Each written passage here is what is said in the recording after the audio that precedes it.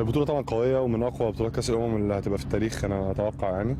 لأن كل ما الأيام بتيجي كل ما الفرق الأفريقية بتزداد قوة. وإحنا مجموعتنا عندنا زيمبابوي والجزائر والكاميرون، يعني 3 ماتشات صعبة. وإن شاء الله ربنا يكرمنا يعني يكون في تركيز الفترة الجاية عشان نستعد كويس، وبإذن الله يكون لنا نصيب إن احنا نصعد دور الثمانية ولما نصعد دور الثمانية إن شاء الله يكون لنا نصيب إن احنا نكمل بإذن الله.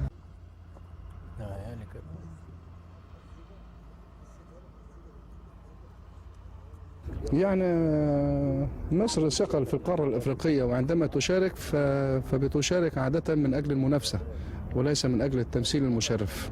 نتمنى أنه نصل للمستوى المطلوب اللي يؤهلنا للمنافسة على هذه البطولة اللي بعتبرها أقوى البطولات السابقة كلها، لأنه الفريق دلوقتي الضعيف بقى قوي، القوي بقى مصنف، المصنف بقى عالمي.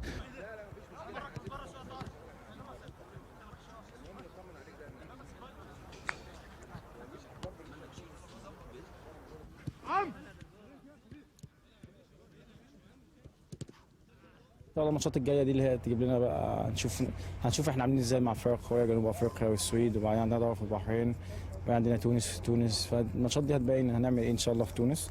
بس انا ان شاء الله متفائل خير، يعني عندنا فرقه كويسه ومجموعه منسجمه جدا ومدرب كويس قوي، جهاز محترم جدا، فان شاء الله نعمل حاجه كويسه.